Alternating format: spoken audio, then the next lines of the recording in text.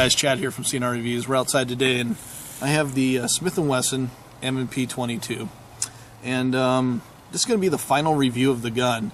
If you've been a subscriber of our channel or you've been viewing our videos, we've been working on the M&P for a couple weeks now, and I have had a chance to put almost 1,500 rounds through this gun as of today, and this gun is just phenomenal. Let's go and let's talk about some features that the weapon has before we go into some things I like and don't like about the weapon.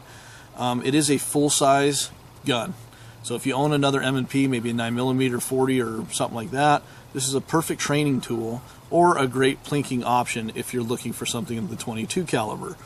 It's nice and cheap and fun to shoot. It does have ambidextrous safeties here and here. I don't like it. It feels like it was an afterthought to the weapon, just to get it to be compliant with some states or something. It's okay. I'm not a fan of it at all, and I try not to use it at all.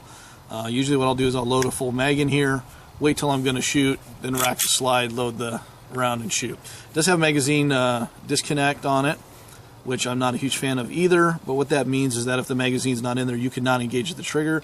Trigger's locked up. Even if you have a round chambered, you still can't engage that.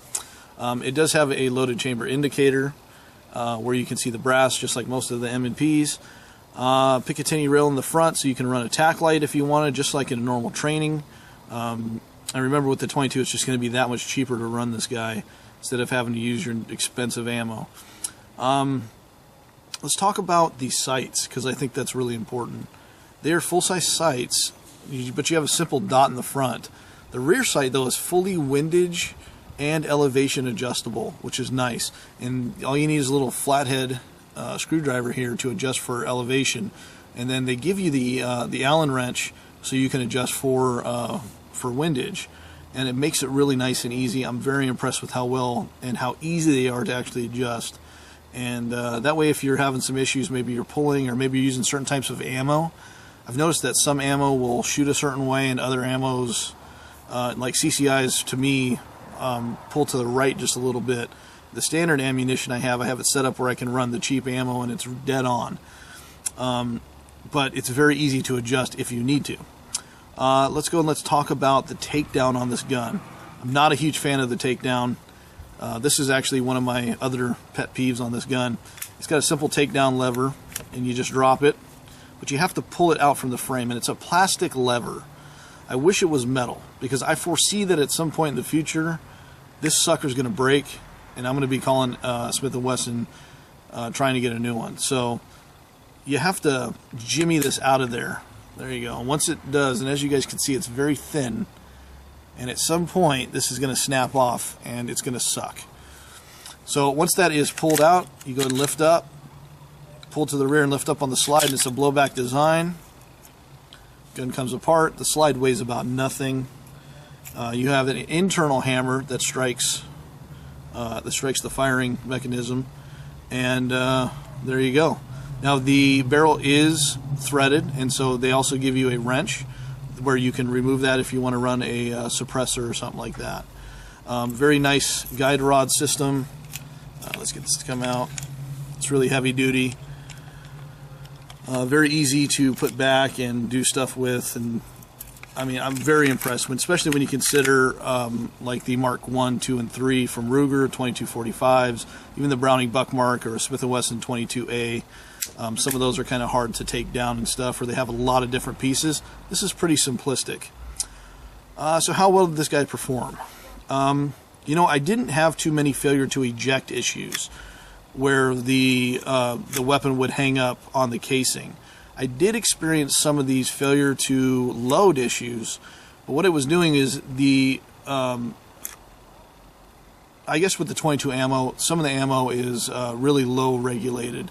It's very low quality stuff, and they don't always get the proper amount of black powder in the gun, so you'd get around every now and then that would have enough power to push the slide back that far, eject the casing, but it wouldn't have enough power to go all the way back to load the next casing. So every so often you'll get one of these where you dry fire it and there's nothing there, and it's as simple as just pulling it back and going to town again. And that would happen every now and then. I never experienced it with any CCIs. the mini mags or the stingers or anything like that. I didn't have any issues with those, but I would get them every now and then with the Federal or with the Remington Golden Bullet and stuff. And it's the same issue that you actually have with the Ruger SR22. Let's talk about the magazines for a second. I'm going to go ahead and set the gun down. The magazines are unique because they actually are a 12-round magazine. Now, most of the guns in the 22 category are 10 rounds, like the Rugers and the Brownings and stuff. So that's really nice for them to have had a couple rounds. The only thing I don't like is for the price that you pay for this gun, which we're going to get to in a second. I wish they gave you 2 mags. Here's the reason.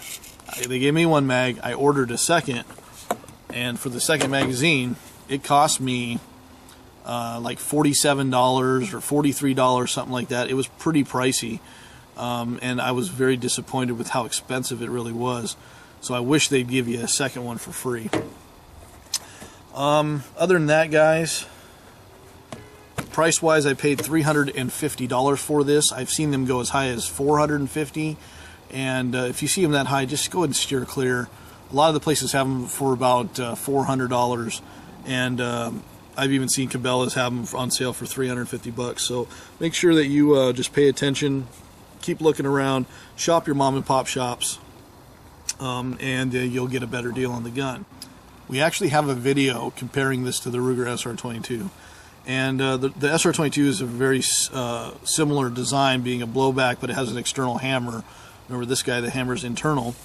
With the external hammer, I actually forgot to even mention this in the SR22 review, but there's one major flaw with that. And the hammer has a little tiny like thumb assist on it.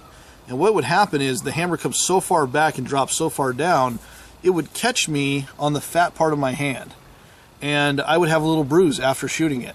It didn't really bother me, but it was just kind of a little nuisance. That was one of my major flaws with that gun. This one doesn't have it. As you guys can see, the frame actually covers up that part of your hand and you're ready to go. Recoil on these guys is nothing. If you're looking for a great beginner's gun, something that maybe you, your wife, your mother, or somebody wants to get into shooting, we have actually used this to help train people. We actually have a friend who kind of runs a shooting class in the evenings, and we've gone before and actually helped some beginners go ahead and try out these guns.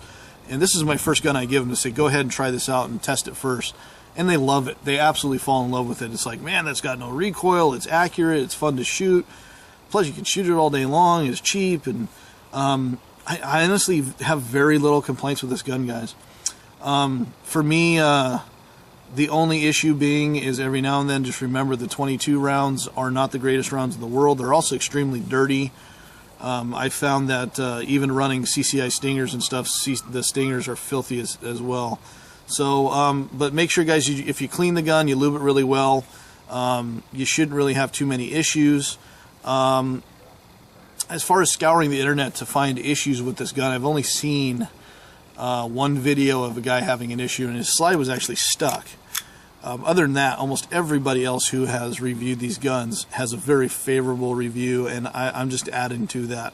I really like this gun. So if you guys have any questions regarding the Smith Wesson M&P 22, check our other videos. Check out our channel if you want to see more on maybe some other carry weapons or some accessories or something. This is Chad from Seeing Our Reviews. This is the M&P 22 final review. Go out, guys, buy this gun. It's phenomenal. If I didn't own it, I would buy one. So thanks a lot for watching, and have a good day.